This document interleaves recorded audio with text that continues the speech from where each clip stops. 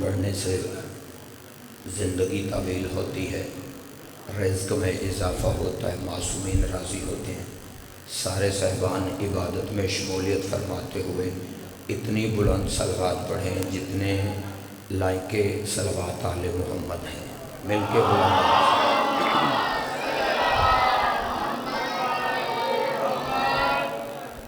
اعوذ باللہ من الشیطان الرجیم، بسم اللہ الرحمن الرحیم۔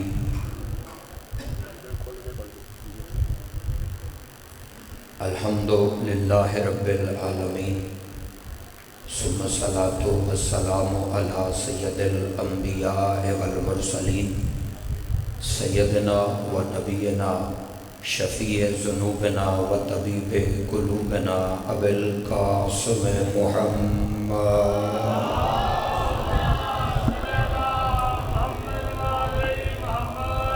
ولعنۃ اللہ علی اعدائہم اجمعین الی یوم الدین بے شمار۔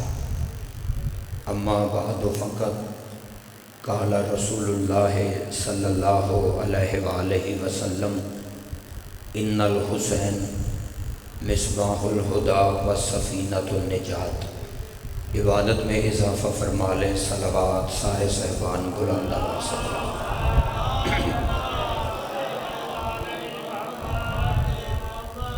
دعا ہے رب کونین شہزادی کونین کے صدقے میں آپ سب کو اس بہترین عبادت کا بہترین اجر عطا فرمائے۔ اب جتنے مومنین جو دعائیں لے کے حسین بادشاہ کی صف عزا پہ تشریف لائے ہیں، میرا اللہ ان دعاؤں کو اپنی بارگاہ میں شرف قبولیت عطا فرمائے۔ میں بڑا خوش ہوا ہوں اس جگہ مسجد پاک بنی ہوئی دیکھ کے۔ دعا فرمائے اللہ اس بارگاہ کو تا قیامت شاد و آباد فرمائے۔ امام زمانہ کا صدقہ اللہ سادات کی یہ صف عزا بچھائی اپنی بارگاہ میں قبول بھی فرمائے اور منظور بھی فرمائے۔ جو بھائی ادھر ادھر دیکھ رہے ہیں وہ میری طرف متوجہ ہو کہ سارے اس دعا پہ آمین کہنا۔ عزاداروں کے لیے میرے پاس اس سے بڑی دعا کوئی نہیں۔ پروردگار ہم میں سے کسی بھی علی ولی اللہ پڑھنے والے مومن یا مومنہ کو اس وقت تک موت نہ آئے جب تک وہ کربلا کی زیارت نہ کر لے۔ لاکھوں دعاؤں کی ایک دعا جو اس دور میں ہر مومن کے لیے ضروری ہے کہ وہ اٹھتے بیٹھتے سوتے جاگتے کھاتے پیتے چلتے پھرتے یہ دعا فرمائے کہ میرا اللہ زمانہ فسق و فجور سے بھر چکا ہے، ظلم و جبر کی انتہا ہو گئی ہے۔ پروردگار جتنی جلدی ہو سکے ہمارے زمانے کے امام سرکار ولی العصر علیہ السلام کے ظہور میں تعجیل فرمائے۔ ان دعاؤں کو قبولیت تک پہنچائیں۔ سہارا درود کا لیں، مل کے بلند آواز سے سارے صاحبان سے۔ بسم اللہ الرحمن الرحیم۔ بہت شکریہ۔ اجازت ہے سرکار میں مجلس پاک کی تلاوت فرماؤں۔ انتہائی معزز چہرے، محترم چہرے آپ میرے سامنے موجود ہیں۔ میں آپ کی سماعت کی نظر پہلی سطر کرنے لگا ہوں۔ اسی سطر کے بعد میں نے یہ ڈیسائیڈ کرنا ہے کہ میرا اور آپ کا ساتھ کتنی دیر کا ہوگا۔ آپ میں کہے ہوئے لفظ ضائع ہو ہی نہیں سکتے، لیکن یہ سطر میں نے اس لیے کہی ہے کہ مومن آ رہے ہیں، بندے فوراً انہیں دیکھنے لگ جاتے ہیں۔ بھئی یہ عزادار تو ظاہر ہے آتے ہی رہیں گے، مالک ان عزاداروں کی زندگی دراز فرمائے۔ آپ میری طرف متوجہ رہیں۔ سرکار یہ بندے آ رہے ہیں، عزادار بیٹھ جائیں تو میں مجلس کا آغاز کروں۔ متوجہ ہیں نا آپ سارے بھائی؟ میں بار بار آپ کو متوجہ نہیں کروں گا، متوجہ آپ نے رہنا ہے۔ سامعین گرامی، اللہ نے کائنات کی ساری زمینوں میں سے جو افضل ترین زمین بنائی ہے اس زمین کا نام ہے کربلا۔ جس کا ایمان ہو وہ میرے ساتھ تھوڑی بہت تائید فرمائے گا۔ اللہ نے کائنات کی ساری زمینوں میں سے، آپ جانتے ہیں اللہ نے سب سے پہلے مکہ کی زمین کو خلق فرمایا تھا۔ میری طرف دیکھیں بھائی، لطف نہیں آتا عبادت میں اگر بندے ادھر ادھر دیکھتے رہیں تو۔ اب میرے لیے سارے قابل احترام ہے، بار بار ایک ایک بندے کو متوجہ کروں گا تو وقت بڑی جلدی گزر جائے گا۔ میں نے بغیر تمہید کے گفتگو آپ کے سامنے، میری طرف دیکھیں بھائی، شروع کر دی ہے۔ اللہ نے سب سے پہلی جو زمین بنائی وہ مکہ کی زمین ہے، اسی لیے مکہ کی زمین کو ام القریٰ کہا جاتا ہے، زمینوں کی ماں۔ ماں سے مراد کیا ہے کہ سب سے پہلے اللہ نے اس زمین کو خلق فرمایا تھا، اس لیے مکہ کی زمین کو ام القریٰ کہا جاتا ہے۔ اس زمین کو بنانے کے بعد پھر اللہ نے باقی زمینیں خلق فرمائی، لیکن خدا کی قسم مکہ کی زمین سے بھی جو افضل ترین زمین ہے اس زمین کا نام ہے کربلا۔ پتہ نہیں اگلی سطر کون سمجھے گا کون نہیں سمجھے گا۔ مجھے شاہ جی نے حکم دیا ہے، پچھلے سال میری غیر حاضری تھی، انہوں نے کہا جی پچھلے سال والی کسر بھی اسی سال پوری کرنی ہے۔ وقت میرے پاس زیادہ نہیں، آگے بھی ایک دو حاضریاں ہیں، چاہتا ہوں تھوڑے وقت میں مجلس مکمل ہو جائے۔ میں دیکھنے لگا ہوں وہ بندہ کون سا ہے جو اگلی سطر سمجھ کے میرے ساتھ بولتا ہے۔ کائنات کی ساری زمینوں میں سے بھائی جہاں سے جو بہترین زمین ہے وہ ہے کربلا۔ شیعہ سنی بھائیو یاد رکھنا، اللہ نے متوجہ رہنا اس سطر پہ، اللہ نے دو مقامات کے ساتھ لفظ معلی پسند فرمایا ہے۔ چلو جسے سمجھ جب آئے تب میرے حق میں میری تائید کر دینا۔ اکارڈنگ ٹو دا ہسٹری میرا ایک ایک لفظ ذمہ داری پہ ہے۔ آدم سے لے کر قیامت تک صرف دو مقامات ایسے ہیں جنہیں اللہ نے معلی کہا ہے۔ اللہ نے دو مقامات کے ساتھ لفظ معلی پسند فرمایا ہے، یا اس کا عرش معلی ہے یا کربلا معلی ہے۔ بول دیا نا میرے ساتھ، میں آپ کی تائید کے ساتھ عقلی اپیل کرنا چاہتا ہوں۔ خدا کی قسم دو مقامات کے ساتھ اللہ نے لفظ معلی پسند فرمایا ہے، یا اس کا عرش معلی ہے یا کربلا معلی ہے۔ عرش معلی ہے نانے کی وجہ سے، آئے ہائے، کربلا معلی ہے نواسے کی وجہ سے۔ جس نے نہیں سنا وہ پھر توجہ کر کے سنے۔ عرش معلی ہے نانے کی وجہ سے، کربلا معلی ہے نواسے کی وجہ سے۔ عرش کو معلی بنایا تھا محمد مصطفیٰ نے، کربلا کو معلی بنایا ہے حسین نے۔ لیکن شیعہ سنی بھائیوں کبھی آپ نے سوچا ہے یہ دونوں مقامات معلی بنے کیسے تھے؟ چپ رہو گے مجھے اگلی مجلس تک دکھ رہے گا، میں مجلس محنت کر کے پڑھنے کا عادی ہوں، مجھے نہیں پتا اگلی سطر پہ کون بولے گا اور کون نہیں بولے گا، لیکن جس کا عقیدہ میرے ساتھ ملتا ہوگا ہو ہی نہیں سکتا کہ اس کا ہاتھ نیچے رہ جائے۔ عرش کو معلی بنایا ہے مصطفیٰ نے، کربلا کو معلی بنایا ہے حسین ابن علی نے۔ لیکن کبھی آپ نے سوچا ہے کہ یہ دونوں مقامات معلی بنے کیسے تھے؟ خدا کی قسم علماء فرماتے ہیں کہ جب نانا اس سے ملنے گیا تو عرش معلی ہو گیا، اور جب عرش والا حسین سے ملنے آیا تو کربلا معلی بن گئی۔ سلامت رہے سرکار، مالک زندگیاں دراز فرما۔ یا علیہ مالک ان ہاتھوں کو کسی کمینے کا محتاج نہ کرے جو ذکر میں بلند ہوتے ہیں۔ اللہم صلی اللہ۔ بہت شکریہ سرکار، آپ جیئیں، سارے سلامت رہیں، بہت شکریہ۔ مل کے عبادت فرمائیں۔ یا علیہ یہ دونوں مقامات معلی بنے کیسے تھے؟ میں ممبر پہ عقیدہ پڑھنے کا عادی ہوں، جس بندے کا عقیدہ میرے ساتھ ملتا ہے وہ زحمت ضرور کرے۔ نانا اس سے ملنے گیا تو عرش معلی ہو گیا، اور جب عرش والا اس سے ملنے آیا اوئے ہوئے تو کربلا معلی بن گئی۔ چلو میں لفظ پھر بدل کے کہہ دیتا ہوں، نانے نے عرش کو معلی بنایا تھا وہاں جا کر، زحمت فرمائے یار میرے ساتھ، نانے نے عرش کو معلی بنایا تھا وہاں جا کر، لیکن حسین نے کربلا کو معلی بنایا ہے اسے بلا کر۔ یہی سبب ہے شیعہ سنی بھائیوں کتابیں کہتی ہیں آج سے 1400 سال پہلے کربلا کے میدان میں جو 10 محرم کا دن آیا تھا نا، وہ بظاہر 10-12 گھنٹے کا دن تھا، لیکن شیعہ سنی بھائیوں حقیقت میں وہ دن 10 گھنٹے کا دن نہ تھا۔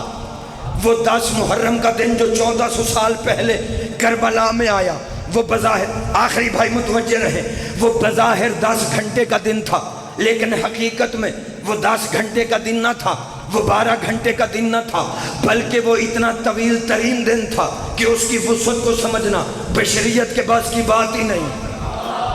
توجہ فرمانا، میری ایک ایک سطر پہ میرا ایک ایک لفظ میری زندگی سے زیادہ قیمتی ہے، میں لفظ ضائع کر کے نہیں پڑھنا چاہتا۔ 1400 سال پہلے جو دن 10 محرم کا کربلا میں آیا تھا، میری طرف متوجہ رہنا، وہ قبلہ بظاہر 10 گھنٹے کا دن تھا، لیکن حقیقت میں وہ 10 گھنٹے کا دن نہ تھا، بلکہ وہ اتنا طویل ترین دن تھا کہ اس کی وسعت کو سمجھنا انسانیت کے بس کی بات ہی نہیں، بشریت کے بس کی بات ہی نہیں، کیونکہ 10 محرم کے دن کربلا بن چکی تھی معلّہ، اور معلّہ کہتے ہی اسے جہاں پہ وقت رک جائے۔ میں لفظ معلّہ کی تشریح پڑھنے لگا ہوں، جو بندے محنت سننے کے عادی ہو، بابا جی معلّہ کہتے کسے؟ 10 محرم کے دن کربلا بن چکی تھی معلّہ، اور معلّہ اسے کہتے ہیں جہاں پہ وقت رک جائے۔ نہیں ایسے نہیں، میں آسان کرتا ہوں، بزرگوں دھیان دینا میری بات پہ۔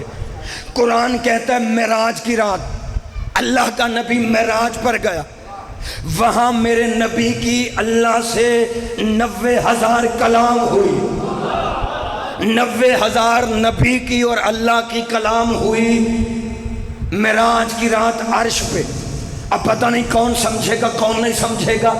ہمارے بھائی ہمیں سناتے ہیں کہ جی پردے کے ادھر اللہ بول رہا تھا، پردے کے ادھر نبی بول رہا تھا۔ شیعہ نہیں کہتے، اپنی غلط فہمیوں کو دور کرنا شیعوں کا یہ عقیدہ نہیں۔ ہمارے اہل اسلام بھائی کہتے ہیں کہ جی نبی کی اللہ سے 90,000 کلام ہوئی، پردے کے اندر اللہ بول رہا تھا، پردے کے باہر نبی بول رہا تھا۔ میں کہتا ہوں عقل کے اندھو تمہاری مت ماری گئی ہے، وہ اللہ ہی کیا ہوا جو پردے کے اس طرف ہو اور اس طرف نہ ہو۔ زحمت فرمائے یار میرے ساتھ تائید فرمائے، اللہ تو ہر جگہ شاجی موجود ہے۔ اللہ اکبر، یا رسول اللہ، بسم اللہ۔ یا قبلہ ایسے نہیں، جس معیار پہ میں آپ کے سامنے مجلس پڑھنا چاہتا ہوں، میرا ایمان ہے آپ اس معیار تک پہنچیں گے، کیونکہ ہم وہ قوم ہیں جو قبر میں لیٹ کے بھی عربی میں تلقین سمجھ لیتے ہیں۔ اوئے ہوئے، اس لیے میرے لفظوں پہ دھیان دینا، میں کسی کی رٹی رٹائی بات کرنے کا عادی نہیں، خود پڑھا لکھا ہوں۔ جو حسین بادشاہ کی ماں کا ترس مجھ پہ ہوا ہے میں وہ آپ کو سنانے لگا ہوں۔ 10 محرم کے دن کربلا معلّہ بن چکی تھی، معلّہ اسے کہتے ہیں جہاں پہ وقت رک جائے۔ ہمارے بھائی کہتے ہیں جی نبی معراج پہ گئے، وہاں اللہ سے 90,000 کلام ہوئی۔ بندے کہتے ہیں پردے کے ادھر اللہ بول رہا تھا۔ اوے اللہ تو جسم ہی نہیں رکھتا، اللہ تو جسم جسمانیت سے مبرہ ہے، بولنے کے لیے زبان چاہیے، زبان تب بولتی ہے اگر تالو موجود ہو، تالو ہو تو چہرہ بھی ہونا چاہیے۔ اللہ تو جسم رکھتا ہی نہیں۔ پھر علماء کے سروں پہ قرآن رکھ کے پوچھو معراج کی رات پردے کے اندر بول کون رہا تھا؟ نا یار ایسے نہیں، زحمت فرمانی آپ نے، اللہ تو وہ ہو نہیں سکتا۔ میں دلیل دے کے جا رہا ہوں۔ پہلی بات یہ ہے، پہلی دلیل یہ ہے، تو نے کہا پردے کے اندر اللہ تھا، پردے کے ادھر نبی تھا۔ پہلی بات یہ ہے اللہ تو ہر جگہ ہوتا ہے، میں اسے اللہ ہی نہیں مانتا جو پردے کے اندر ہو اور پردے کے باہر نہ ہو۔ دوسری دلیل یہ ہے کہ پردے کے اندر اللہ نہیں بول رہا تھا کیونکہ اللہ تو جسم رکھتا ہی نہیں تھا۔ پھر پوچھ مولویوں سے کہ پردے کے اندر بول کون رہا تھا؟ چلو میں ایسے نہیں، میں دلیل کے ساتھ بات کرتا ہوں۔ پردے کے اندر اللہ بول نہیں رہا تھا، اور اعتراض ہم سے کرتے ہو کہ شیعہ علی کو ہاتھ سے بڑھا دیتے ہیں۔ پردے کے اندر علی بول رہا تھا، خدا اسے تو سمجھ رہا ہے۔ اوے ہم تو علی کو اللہ نہیں اللہ کا بندہ سمجھتے ہیں۔ نبی سے بھی چھوٹا علی کو سمجھتے ہیں، لیکن اللہ نہیں بول رہا تھا پردے کے پیچھے کون بول رہا تھا میں نے علی ایسے ہی نہیں کہا۔ میرے پاس بابا جی اس بات کی دلیل ہے، جاؤ جا کے کتابیں پڑھ کے دیکھو۔ کتابیں کہتے ہیں جب نبی معراج کی رات آسمانوں پہ جا رہے تھے، نبی کے ساتھ کون تھا؟ جبرائیل۔ ایک مقام ایسا آ گیا، جبریل جیسے نوری فرشتے نے روک کے کہا یا رسول اللہ بس، یا رسول اللہ بس، اس سے آگے میں جا نہیں سکتا۔ اگر اس مقام سے میں ایک بال، متوجہ رہنا آخری آدمی تک، اگر میں اس مقام سے ایک بال برابر بھی آگے بڑھا تو میرے پار بھی جلیں گے، میرے بازو بھی جلیں گے، جسم بھی جل جائے گا۔ قبلہ جبریل رک گیا، نبی آگے چلے گئے، دیکھنا میری طرف، جبریل رک گیا، نبی آگے چلے گئے۔ ساری رات بندے معراج سناتے ہیں کہ جی نبی آگے چلے گئے، جبریل پیچھے رہ گیا۔ صبح اٹھ کے بچوں کی عقیدے خراب کرتے ہیں کہ جو پیچھے رہ گیا وہ نوری تھا، جو آگے چلا گیا وہ خاکی تھا۔ وہ خدا کے لیے نئی نسل کے عقیدے خراب نہ کرو۔ میں نے بندہ دیکھنا ہے جس بندے کے دل میں اہل بیت کی محبت اور اگلی سطر پہ چپ رہ جائے۔ قبلہ نبی معراج پہ جا رہے تھے، جبریل پیچھے رہ گیا۔ کتابیں کہتے ہیں اب نبی ایسی منزلوں پہ سفر کر رہے تھے جہاں پہ نور ہی نور تھا۔ ہمارے نبی کے آگے بھی نور، پیچھے بھی نور، دائیں بھی نور، بائیں بھی نور، عزادار نور میں میرا نبی سفر کرتا جا رہا تھا۔ جو بندہ پیچھے رہ گیا مجھے دکھ رہے گا، اگلی مجلس تک اس بندے پہ نور کی منزلیں نبی طے کرتے جا رہے تھے، نبی سفر کرتے جا رہے تھے۔ یا سفر کرتے کرتے ہاتھوں سے غیبی سے آواز آئی ادنو منی قریب آ جا، ادنو منی اور قریب آ جا۔ آواز آتی رہی، پیغمبر قریب ہوتے رہے، آواز آتی رہی، نبی قریب ہوتے رہے۔ یا قریب ہوتے ہوتے جب دو کمانوں کا فاصلہ رہ گیا تو سامنے ایک پردہ ظاہر ہوا۔ علماء فرماتے پردے سے ایک ہاتھ باہر نکلا، پردے کے اندر سے ہاتھ باہر نکلا۔ غلط پڑھوں نبی مجھے یہیں پہ موت دے دے۔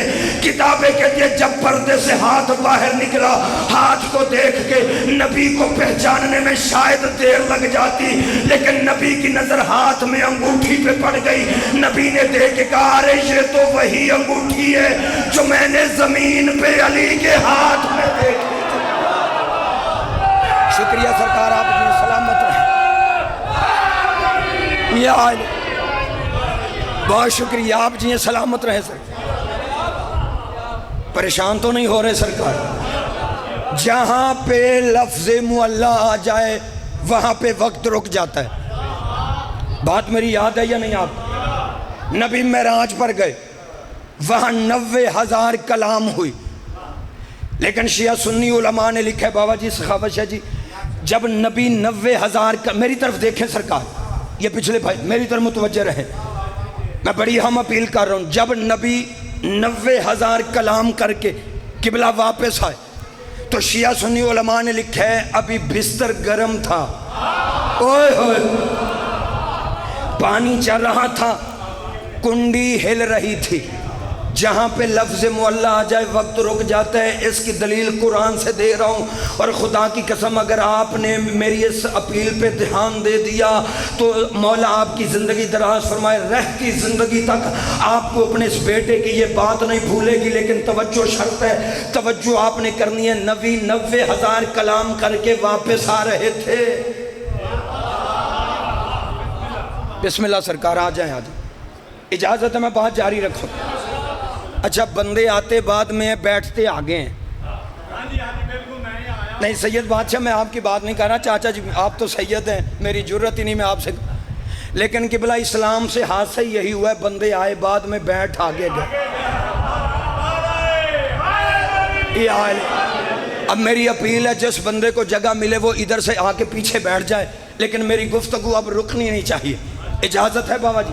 سرکار میں نے آپ کے لیے نہیں کہا، آپ مطمئن رہیں، ہم تو سادات کے نوکر ہیں، انہی کی دعاؤں سے تو میں ذاکر بنا ہوں۔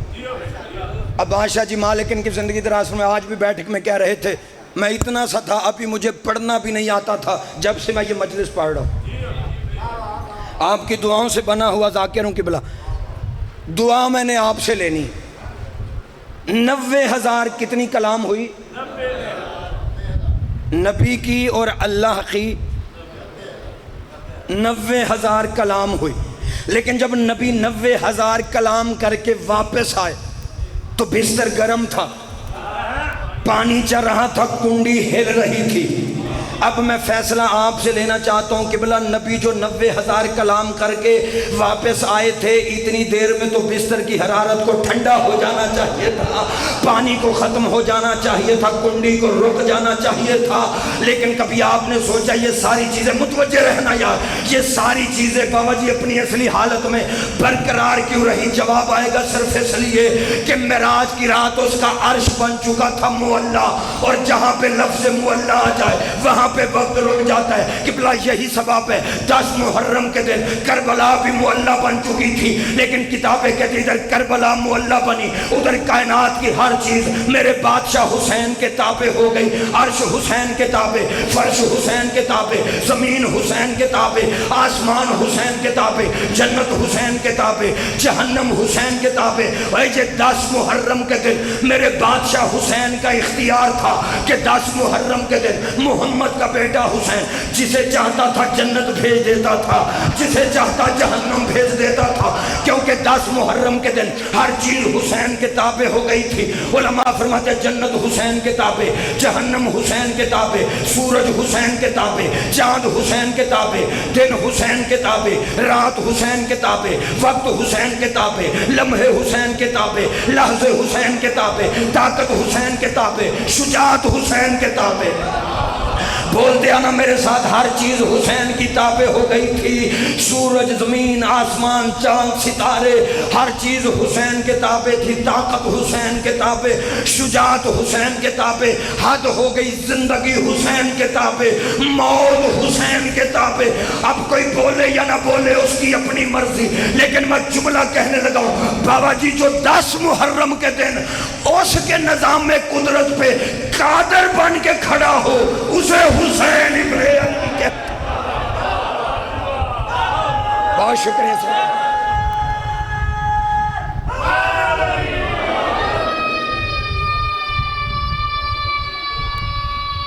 مل کے سارے عبادت فرمائیں۔ جیو مولا زندگی کرے تھے یا علیہ۔ یہ ماں کی تربیت کا اثر ہے۔ ابھی اس پہ نماز واجب نہیں، روزہ واجب نہیں، لیکن اس نے بادشاہ علی کا نعرہ لگا کے ثابت کیا ہے جو بالغ ہونے کے بعد واجب ہو اسے نماز روزہ کہتے ہیں، جو ماں کی گود سے واجب ہو جائے اسے علی کی محبت کہتے ہیں۔ مولا زندگی دراز فرمایا۔ پریشان تو نہیں ہو رہا؟ جو 10 محرم کے دن اس کے نظام قدرت پہ قادر بن کے کھڑا ہو اسے حسین ابن علی کہتے ہیں۔ چلو جسے اس جملے کی سمجھ نہیں آئی میں 2 سطریں پڑھتا ہوں، پھر میں نے بندہ دیکھنا ہے کہ دوسری سطر سن کے ہاتھ نیچے کس کا رہتا ہے، اور یہ حسین بادشاہ کا اختیار ہے۔ کسی شاعر نے کہا تھا تنہا کھڑا تھا سینکڑوں تیغوں کے درمیان۔ بابا جی دوسری سطر اتنی بڑی ہے، مجھے اپنے علم پہ ناز نہیں، لیکن جو حسین بادشاہ کی ماں نے ترس مجھ پہ کی ہے اس پہ ناز ہے۔ یار یہ ترس نہیں تو اور کیا، میں ہر مجلس میں کہتا ہوں بندہ بٹ ہو کے تو جلدی شیعہ نہیں بنتا، تو ذاکر حسین کہاں سے بن جائے گا؟ شاعر کہتا ہے تنہا کھڑا تھا سینکڑوں تیغوں کے درمیان۔ تیغ سمجھتے ہیں آپ؟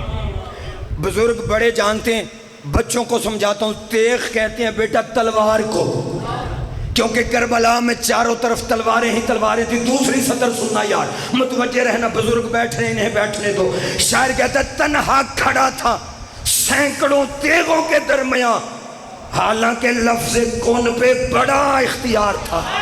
آئے ہائے ہائے، نہیں جسے سمجھ نہیں آئی وہ پیچھے رہ گیا۔ یا حالانکہ لفظ کن پہ بڑا اختیار تھا۔ اب پتہ چلا کون کسے کہتے ہیں، کون کہتا ہے؟ آل محمد کہتے ہیں۔ میں ابھی اگلے جملوں میں اس کی وضاحت کرتا ہوں، لیکن شاعر کہتا ہے حالانکہ لفظ کون پہ بڑا اختیار تھا پھر بھی حسین تنہا کھڑے تھے۔ اچھا دیکھیں محمد و آل محمد کے گھر کی یہ صفت ہے کہ جو بابا جی خوبی ان میں سے کسی ایک میں بھی ہو نا تو وہ صرف ایک میں نہیں ہوتی بلکہ وہ ان ساروں کے ساروں میں ہوتی ہے۔ بولو ایسا ہے یا نہیں؟ اگر غلط کہوں تو میں آپ کا بیٹا ہوں، بھائی ہوں، آپ کھڑے ہو کے ٹوک سکتے ہیں، کیونکہ اگر میں نے ایک جگہ پہ غلط پڑھ دیا تو ساری جگہ ایسا ہی پڑھوں گا۔ اگر غلط کہوں تو ٹوکنا ضرور، مجھے روکنا ضرور، لیکن اگر ٹھیک کہوں پھر بھی تائید فرمانا۔ محمد و آل محمد کے گھر کی یہ صفت ہے کہ جو خوبی ان میں سے کسی ایک میں بھی ہو تو وہ ایک میں نہیں ہوتی، وہ ان ساروں میں ہوتی، کیونکہ یہ سارے کے سارے محمد ہیں۔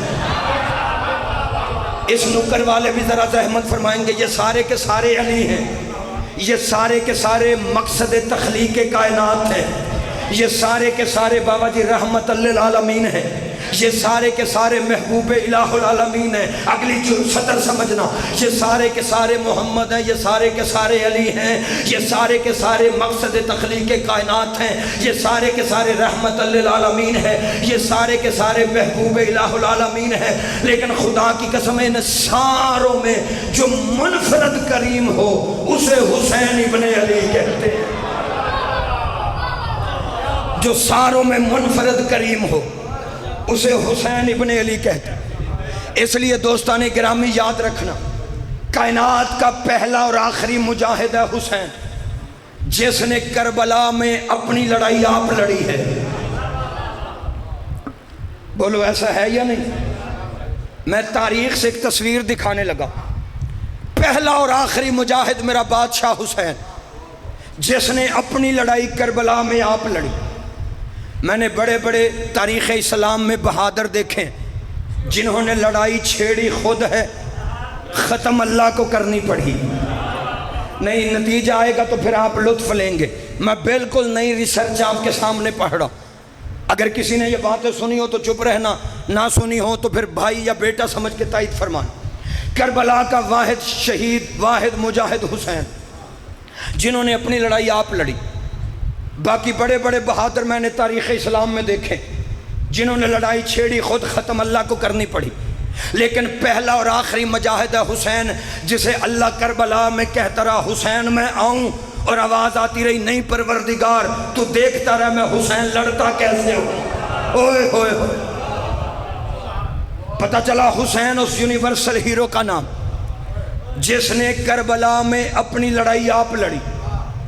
باقی آدم سے لے کے عیسیٰ تک جتنی حجتیں گزری ہیں، میرے لفظوں پہ دھیان دینا، بعد میں فون کر کے اعتراض کرنے سے بہتر ہے اب توجہ کرنا میری سطر پہ۔ آدم سے لے کے عیسیٰ تک جتنی حجتیں گزری، انہوں نے لڑائی شروع خود کی لیکن ختم اللہ کو کرنی پڑی۔ نہیں سپیکر سے آپ پریشان نہ ہو، میری طرف متوجہ رہیں۔ آدم سے لے کے عیسیٰ تک جتنی حجتیں گزری، لڑائی انہوں نے خود چھیڑی، ختم اللہ نے کی۔ کتابیں کہتی ہے بھرا ہوا دربار دشمن کا تھا، نمرود کی آنکھوں میں آنکھیں ڈال کے حضرت ابراہیم نے کہا نمرود تو جھوٹا ہے۔ حضرت ابراہیم کا نمرود کو جھوٹا کہنا تھا۔ نمرود نے سپاہیوں کو اشارہ کیا اسے پکڑ لو۔ اب اشارہ نمرود کرے سپاہی تعمیل نہ کرے ہو نہیں سکتا۔ کتابیں کہتی ہیں نمرود کے سپاہیوں نے فوراً حضرت ابراہیم کو گرفتار کر لیا، اور گرفتار کر کے حضرت ابراہیم جیسی حجت خدا کو نمرود کے سپاہیوں نے رسیوں سے باندھ دیا۔ توجہ کرنی ہے آپ نے، میں تصویر دکھانے لگا ہوں۔ حسین بادشاہ کے علاوہ جتنی حجتیں گزری انہوں نے لڑائی خود چھیڑی، ختم اللہ کو کرنی پڑی۔ درود بھیج دیں ملک صاحب کی آمد کے ساتھ۔ بسم اللہ سرکار، بسم اللہ سرکار، تشریف رکھیں سرکار، مالک زندگی دراز فرمائے۔ میرے بعد ہمارے ملک پاکستان کی بڑی نامور ہستی، بلکہ ایسی ہستیاں تعارف کی محتاج ہی نہیں، آپ ان کے نام سے واقف ہیں، میں ان کے کردار سے بھی واقف ہوں۔ انتہائی شریف النفس انسان، میرے نہایت واجب الاحترام بھائی جناب ملک علی رضا کھوکھر صاحب، پاک بی بی کے بڑے منظور نظر نوکر ہیں۔ مجھے ان کی یہ بات بڑی پسند ہے کہ یہ پاک بیویوں کے نام ممبر پہ نہیں لیتے۔ مالک اسی جملے کے صدقے ان کی زندگی دراز فرما۔ اجازت ہے میں ایک دو سطریں کہیں سرکار اجازت؟ انشاءاللہ اگلی سطر پہ قبلہ بھی دعا دیں گے۔ آدم سے لے کے عیسیٰ تک جتنی حجتیں گزری انہوں نے لڑائی چھیڑی، خود ختم اللہ کو کرنی پڑی۔ بھرا دربار دشمنوں کا جب حضرت ابراہیم علیہ السلام نے نمرود کی آنکھوں میں آنکھیں ڈال کے کہا تو جھوٹا ہے، نمرود ظاہر اپنے دور میں خدا بن کے بیٹھا ہوا تھا، اس پہ لعنت اسی لیے ہے کہ جو یہ نہیں تھا وہ بن کے بیٹھا ہوا تھا۔ لعنت کا اصول یاد رکھنا، لعنت ہوتی اسی پر ہے جو نہ ہو اور وہ بن کر بیٹھ جائے، اس پہ لعنت کرنا ثواب ہے۔ مثال کے طور پہ خدا نہ ہو بن کر بیٹھ جائے، لعنت کا حقدار ہے۔ نبی نہ ہو بن کر بیٹھ جائے، لعنت کا حقدار ہے۔ امام نہ ہو بن کر بیٹھ جائے، لعنت کا حقدار ہے۔ خلیفہ نہ ہو، نہیں پتہ نہیں آپ نے کب تک چپ رہنا، جو بات میں منبر پہ کروں گا میں خود اس کا ذمہ دار۔ خلیفہ نہ ہو بن کر بیٹھ جائے، لعنت کا حقدار ہے۔ سید نہ ہو، اس لیے سامعین گرامی یاد رکھنا، نمرود پہ لعنت اس لیے ہے کہ یہ خدا نہیں تھا، بن کے بیٹھا ہوا تھا۔ اگلی سطر بڑی باریک ہے، میں اگلی سطر پڑھ کے آپ کی باریکی دیکھنے لگا۔ ملک صاحب تشریف فرمائے، انہی کی موجودگی میں پڑھنے کا مزہ ہے، لیکن تائید آپ سے بھی کروانا چاہتا ہوں، باریک سطر ہے، خدا را توجہ کرنا۔ نمرود نے سپاہیوں کو حکم دیا ابراہیم کو رسیوں سے باندھ دو۔ بابا جی حضرت ابراہیم کو رسیوں سے باندھ دیا گیا۔ تاریخ کہتی ہے اب حضرت ابراہیم علیہ السلام جیسی حجت کے گلے میں بھی رسی تھی، پیروں میں بھی رسی تھی، ہاتھوں میں بھی رسی تھی۔ کتابیں کہتی ہیں حجت خدا کے پورے بدن پہ رسیاں ہی رسیاں تھی، لیکن پھر بھی حجت خدا کے عہدے کو فرق نہیں پڑا۔ نہیں، جملہ آگے ہے جو میں نے پڑھنا ہے۔ پورے جسم پہ حضرت ابراہیم کے رسیاں تھیں، گلے میں بھی رسی، پیروں میں بھی رسی، ہاتھوں میں بھی رسی، لیکن پھر بھی حجت خدا کے عہدے کو فرق نہیں پڑا۔ تو پھر مجھے یہ جملہ کہنے کا پورا حق ہے، اور اگر حجت خدا کے گلے میں رسی ڈال بھی جائے تو حجت کے عہدے کو فرق نہیں پڑتا، البتہ رسی ڈالنے والا لعنتی ضرور بن جاتا۔ نہیں سارے نہ ہی سمجھو تو ٹھیک ہے۔ یا علیہ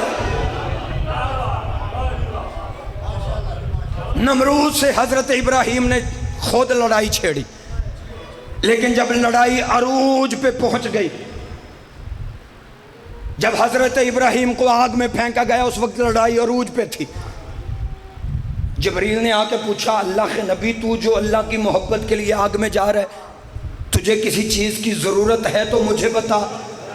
حضرت ابراہیم نے فرمایا جبریل ضرورت ہے لیکن تجھ سے نہیں، آرزو ہے لیکن تجھ سے نہیں، خواہش ہے لیکن تجھ سے نہیں، تمنا ہے لیکن تجھ سے نہیں، اس اللہ سے چاہیے جس کے لیے میں آگ میں جا رہا ہوں۔ میں کہتا ہوں مسلمانوں، آگ پہ سفر کرتے ہوئے حضرت ابراہیم نے اتنا اچھا جواب کیسے دیا؟ اتنا اچھا جواب تو بندہ ایئر کنڈیشن حالوں میں بیٹھ کے نہیں دے سکتا۔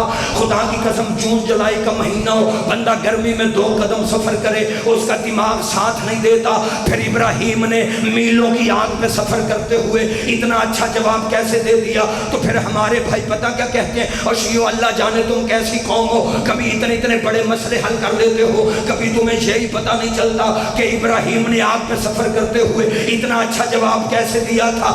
بھائی کہتے ہیں جی اتنا اچھا جواب کیسے نہ دیتے، وہ عام دماغ نہیں تھا، وہ نبی کا دماغ تھا، وہ عام دماغ نہیں تھا، وہ نبی کا دماغ تھا۔ اور پھر کہیں تو کس سے کہیں، پوچھے تو کس سے پوچھیں، یہ حضرت ابراہیم کون ہے؟ ہمارے نبی کے امتی نبی ہیں، ہمارے نبی کے نوکر نبی ہیں۔ پھر مسلمانوں گھر جا کے سوچنا، اور جب امتی نبی کے دماغ پہ میلوں کی آگ اثر نہیں کرتی تو نبیوں کے نبی کو معمولی سے بخار سے ہذیان کیسے ہو؟ چھوٹے نبی کے دماغ پہ تو آگ اثر نہیں کرتی، اور جو بڑا نبی ہے اس کے دماغ پہ بخار ہی اثر کر جاتا۔ ابراہیم نے کہا جبریل چاہیے تجھ سے نہیں، اللہ سے چاہیے۔ حضرت ابراہیم کی زبان سے یہ جملہ نکلا، آواز قدرت آئی، حق ابراہیم اب اس سے میں لڑتا ہوں۔ اللہ کا یہ کہنا تھا، نیچے آگ گلزار ہو گئی، انگاروں کی جگہ پہ پھول آ گئے، پتہ چلا لڑائی ابراہیم کی تھی، لڑی خدا نے۔ اللہ نے ایک مچھر کے ذریعے نمرود کو مار دیا۔ بڑا خدا بنا پھرتا تھا، اللہ نے مچھر کے ذریعے مار دیا، کیونکہ وہ مچھر اس کی ناک کے ذریعے سے اس کے دماغ تک چلا گیا تھا، اور کتابیں کہتی ہیں جب بھی وہ مچھر اس کے دماغ میں جا کے پھڑ پھڑاتا تھا تو اس کے دماغ میں درد ہوتا تھا۔ اور شیعہ سنی بھائیوں، اس کا علاج پتہ کیا تھا؟ علاج یہ تھا اوپر سے جوتیاں پڑے، لہٰذا یہ ظالم جوتیاں کھا کے تھوڑی دیر آرام کرتا، پھر اٹھ جاتا۔ بولو ایسا ہے یا نہیں؟ مامون رشید کھا رہا تھا کھانا، یا ادھر سے ایک مکھی آ گئی، اس نے لقمہ اٹھا کے کھانا چاہا، مکھی اڑ کے لقمے پہ بیٹھ گئی، اس نے ایک دفعہ اڑائی پھر آ گئی، پھر اڑائی پھر آ گئی، پھر اڑائی پھر آ گئی، آخر تنگ آ کے امام رضا بادشاہ سے کہتا ہے مولا آخر اللہ نے یہ مکھی بنائی ہی کیوں ہے؟ مسکرا کے محمد کے بیٹے نے کہا اس لیے تاکہ تیرے جیسے مغروروں کو ذلیل کر سکے، آئے ہائے، تاکہ تیرے جیسے مغروروں کو ان کی اوقات دکھا سکے۔ پتہ چلا لڑائی ابراہیم کی تھی، لڑی خدا نے۔ آخری سطریں، فرعون کے ساتھ موسیٰ نے لڑائی خود چھیڑی، لیکن کتابیں کہتی ہیں، قرآن کی تفسیریں کہتی ہیں جب حضرت موسیٰ نے خود کو تنہا محسوس کیا تو دعا مانگنے لگے، قال رب اشرح لی صدری، پروردگار میرا سینہ کھول دے۔ نہیں، شاید میں سمجھا نہیں سکا، حضرت موسیٰ علیہ السلام نے خود کہا میرا سینہ کھول دے، لیکن کوئی ایک یہودی ایسا دکھاؤ جس نے اپنے نبی کے سینے کا آپریشن کروایا ہو۔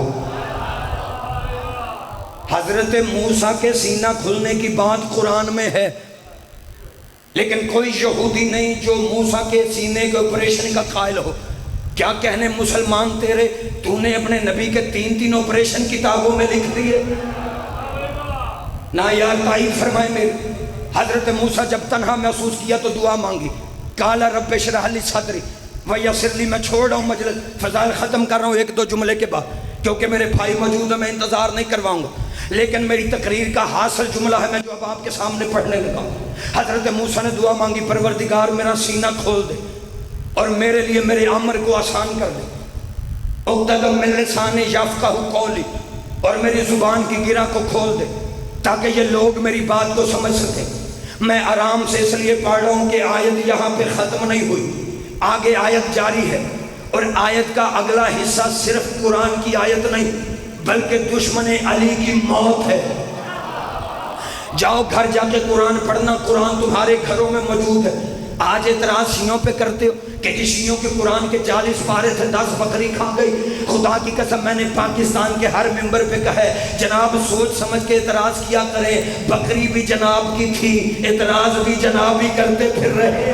پہلے پتہ تو کرو بکریوں والا گھر کہتا ہے، ہمارا تو اس سے تعلق کوئی نہیں، لیکن قرآن پڑھ کے دیکھو، قرآن کہتا ہے حضرت موسیٰ نے دعا مانگ کے قدم متوجہ رہنا۔ حضرت موسیٰ نے کہا پروردگار میرا سینہ کھول دے تاکہ میری زبان کی گرہ بھی کھول دے تاکہ یہ لوگ میری بات کو سمجھ سکے۔ آیت یہاں پہ ختم نہیں ہوتی، آیت آگے بھی جاری ہے۔ خدا کی قسم یہ آیت سنو، اتنا لطف آئے گا جس بندے نے توجہ کی کہ لطف کی حد کوئی نہیں۔ آگے حضرت موسیٰ نے کہا وَجَعَلْ لِي وَزِيرًا مِّنْ أَهْلِي هَارُونَ أَخِي، پروردگار میرے بھائی ہارون کو میرا وزیر بنا جو میرے خاندان سے ہے اور رشتے میں میرا بھائی ہے، جو میرے خاندان سے ہے، رشتے میں میرا بھائی ہے، رشتے میں میرا بھائی ہے، رشتے میں میرا بھائی ہے۔ پتہ نہیں کون بولے گا کون نہیں بولے گا۔ حضرت موسیٰ دعا مانگ کے کہہ رہے تھے وَجَعَلْ لِي وَزِيرًا مِّنْ أَهْلِي هَارُونَ أَخِي، پروردگار میرے بھائی ہارون کو میرا وزیر بنا جو میرے خاندان سے ہے اور رشتے میں میرا بھائی ہے۔ اس کا مطلب ہے یہ فیصلہ تو قرآن نے بھی کر دیا ہے کہ نبیوں کے وزیر ہمیشہ بھائی بنتے ہیں، سسر یا سالے نہیں بنتے۔ توجہ فرمائی یار، میں آخری فکرے کہہ رہا ہوں۔ پروردگار ہارون کو میرا وزیر بنا جو رشتے میں میرا بھائی ہے اور میرے خاندان سے۔ آخری سطر، زندگی رہی تو پھر یہیں سے بات شروع ہوگی۔ آخری سطر پڑھنے لگا، کیا دعا مانگ رہے تھے حضرت موسیٰ؟ ہارون کو میرا وزیر بنا جو میرے خاندان سے اور رشتے میں میرا بھائی ہے۔ پھر آؤ حضرت موسیٰ کی بارگاہ میں ہاتھ جوڑ کے التجا کریں۔ بھئی ہاتھ جوڑ کے ہی کہہ سکتے ہیں نا، اللہ کا بڑا جلالیوں والا نبی تھا موسیٰ، یہ واحد نبی ہے جو ٹانگ چھوٹے والا گزرے۔ آؤ حضرت موسیٰ علیہ السلام کی بارگاہ میں ہاتھ جوڑ کے التجا کریں۔ موسیٰ سرکار، جب آپ نے اپنے وزیر کا نام بھی بتا دیا ہے، رشتہ بھی بتا دیا ہے، خاندان بھی بتا دیا ہے، تو سرکار موسیٰ پھر آپ اپنا وزیر بنا بھی خود لیتے؟ نانا یار اگلی سطر پہ آخری سطر ہے، مجھے تائید چاہیے آپ کی۔ حضرت موسیٰ نے کیا کہا تھا؟ وزیر بنا میرا ہارون کو جو میرے خاندان سے ہے اور رشتے میں میرا بھائی ہے۔ میں ہاتھ جوڑ کے پوچھ رہا ہوں اللہ کے نبی موسیٰ، جب آپ نے اپنے وزیر کا نام بھی بتا دیا ہے، رشتہ بھی بتا دیا ہے، خاندان بھی بتا دیا ہے، تو پھر آپ اپنا وزیر بنا بھی خود لیتے؟ مجھے اس پاک منبر کی قسم، قرآن کہتا ہے موسیٰ جیسے نبی نے اپنا وزیر خود نہیں بنایا، بلکہ وہ اللہ سے کہہ رہا تھا پروردگار میرے لیے وزیر بنا اور تو بنا، وزیر بنا اور تو بنا۔ پھر مسلمانوں گھر جا کے ضمیر کی عدالت میں کیس دائر کر کے غیرت کے جج سے فیصلہ لینا۔ اور جب موسیٰ جیسا نبی اپنا وزیر خود نہیں بنا سکتا تو 36 ڈاکو مل کے محمد کا وزیر کیسے بنا سکتے ہیں؟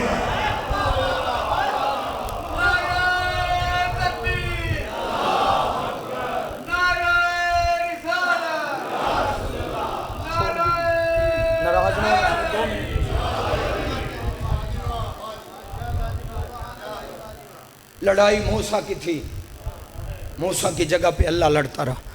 وقت ہوتا میں وضاحت کرتا، لیکن آج ہمیں دکھ صرف یہی رلاتا ہے کہ مسلمانوں نے محمد الرسول اللہ کا کلمہ پڑھ کے کربلا میں 9 ٹکڑے کیے غریب کی لاش کو۔ آباد رہو، اللہ تیرا ہائے کہنا قبول فرما۔ حسین کی ماں تمہیں اس غم کے سوا کسی غم ہے؟ میرے بعد بہت بڑے مصاحب خاں پاک بی بی ان کی زندگی دراز فرما، ان کے سامنے میری ایسی حیثیت ہے جیسے سورج کے سامنے چراغی ہوتی، لیکن یہ نہ دیکھنا کہ کون پڑھ رہا ہے، یہ دیکھنا پڑھا کیا جا رہا ہے۔ عزادران امام مظلوم کسی شاعر نے کہا تھا، کیا تماشا ہوا اسلام کی تقدیر کے ساتھ۔ طویل مصاحب نہیں، ہائی کرنا جو گھر سے رونے آئے ہو، دوسری سطر پہ ہو سکے تو ہائی کرنا جس کے مذہب میں پرسہ جائز ہے۔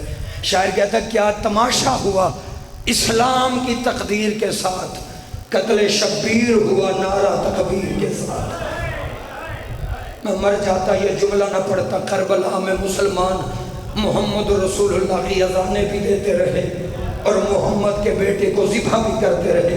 عزادارو جس کی چھوٹی چھوٹی اولاد ہے نا، اگلی سطر اس کے لیے پڑھنا چاہتا ہوں۔ کتابیں کہتی ہیں جب 10 محرم کے دن ان ظالموں نے نبی کے بیٹے کو ذبح کر کے اذانیں دینا، اشہد ان محمد رسول اللہ، جس کی کوئی چھوٹی بیٹی ہے وہ ہائے ضرور کرنا، اللہ ان کے نصیب نہیں کرے۔ 10 محرم کے دن مسلمانوں نے اذانیں دے کے جب حسین کو شہید کیا نا، اذانیں دے رہے تھے اشہد ان محمد رسول اللہ۔ انہوں نے اذانیں دی نبی کے نام کی، یا حسین مولا کی 4 سال کی بیٹی سینے کا تعویذ بی بی سکینہ سلام اللہ علیہا دوڑ کے پھپھی کے پاس آئیں، آگے کہتے پھپھی یہ محمد کون ہے جس کی یہ لوگ اذانیں دے رہے ہیں؟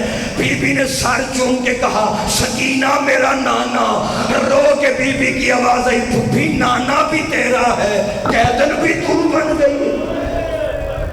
اجرکم اللہ، روتے بھی آنا، اپنی دعائیں بھی مانگتے آنا، شرما کے پرسہ نہ دینا۔ اگلے سال اس مجلس میں وہی روئے گا جو زندہ روئے گا۔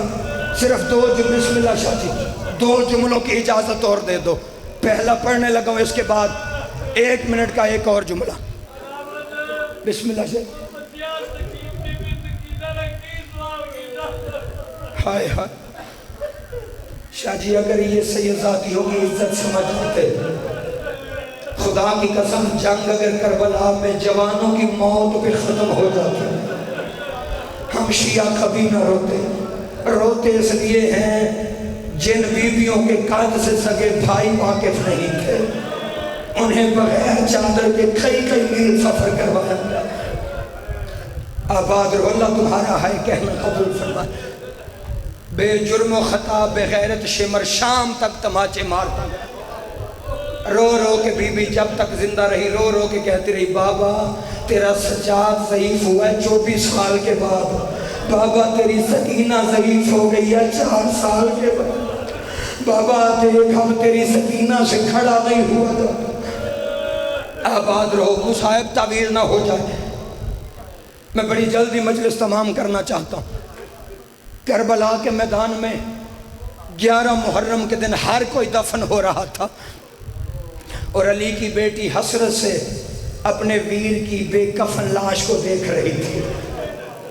اور 10 محرم کے دن اپنوں کی قبروں پہ مٹیاں ڈالنے والوں، کبھی پھول کے بھی 10 محرم کو اپنوں کی قبروں پہ مٹی نہ ڈالنا، کیونکہ اگر تیرا رسول کے گھر سے کوئی تعلق ہے، اگر قیامت میں تجھ سے رسول نے پوچھ لیا میرا بیٹا تو بغیر دفن کے پڑا رہا، تو اپنوں کی قبروں پہ مٹیاں ڈالتا رہے، رسول کو جواب کیا دو گے؟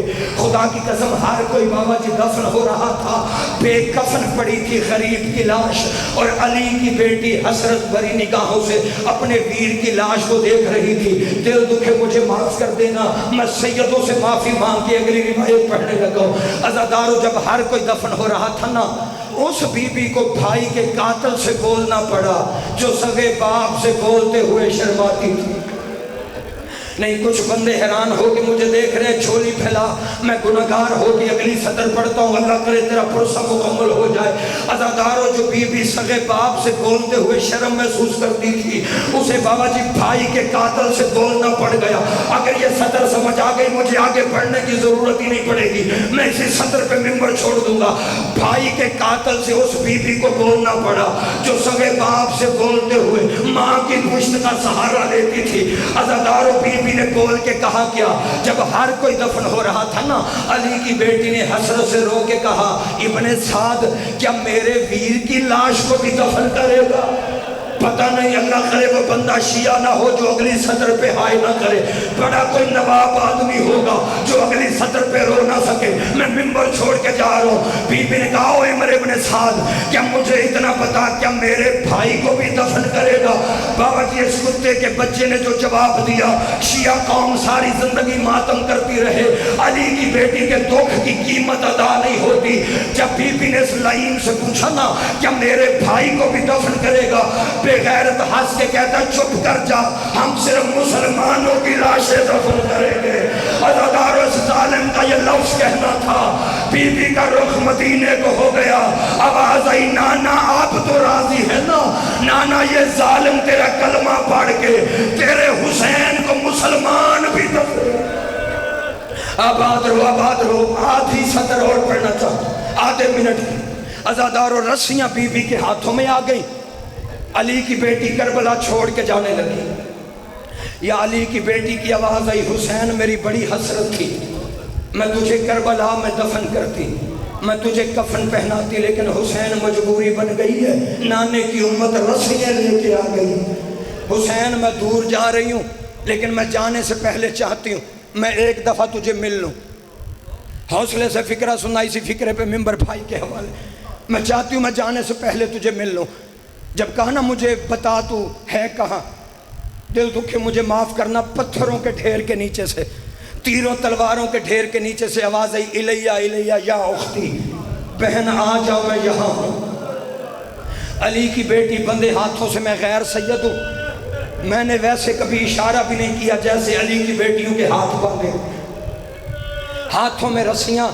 علی کی بیٹی غریب کی آواز پہ چلتی ہوئی اس ڈھیر کے قریب آئی جہاں حسین کی لاش پڑی تھی۔